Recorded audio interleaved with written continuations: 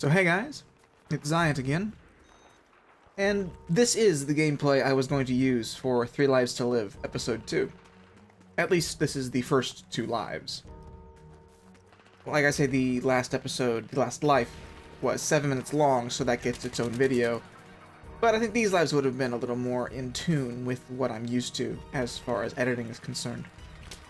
They're both pretty good. I had just unlocked the red dot sight for the Scar. I've been playing TDM to do that. And despite its slow fire rate, and despite the wide hip fire spread, it's one of my favorite guns. It's taken the place of the L85 as my favorite assault rifle next to the M416, because you can't not use the M416 as your favorite assault rifle and call yourself a Battlefield noob. So, one of the things I noticed when I was playing last night, I played Battlefield Bad Company 2 for the first time in several months. And there's one of the things that struck me was how the sensitivity differed from Battlefield 3 and even Black Ops 2. And I thought I might compare the three. Because playing Battlefield, where the responsiveness it's pretty good. I'm really used to how the feel of the mouse movement flows. I mean, I'm a kind of a twitchy shooter, but I can still smoothly move from target to target.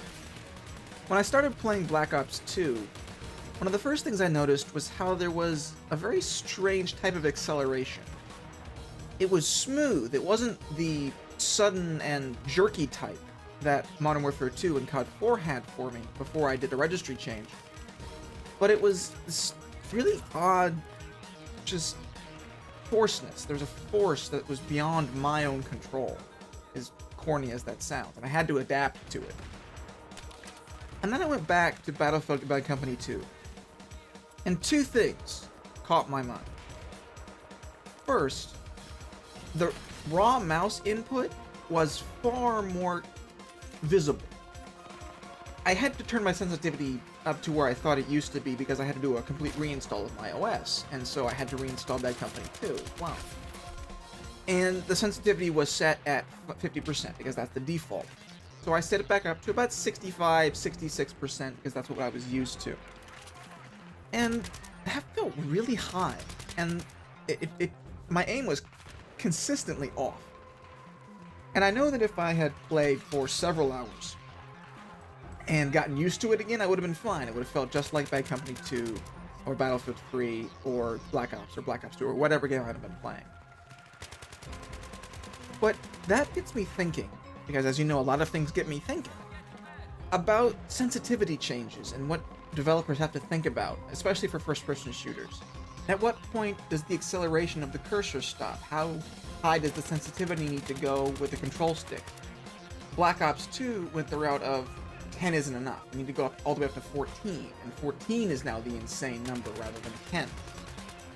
Having not played the console Battlefields, I can't speak to how the control sticks work there, but they seem to have added some negative acceleration on Battlefield 3, or at least made it a little more closely mirror the DPI and mouse speed settings for Windows. Whereas in Battlefield Bad Company 2, everything is almost sped up a little bit. There's also, interestingly, some very significant input lag. Even on PC, I'll go to reload and it'll take about half a second for me to actually start the animation. Or I'll start to sprint on the keyboard, but nothing will happen. And I might talk about this more in another commentary, but for now, thanks for watching.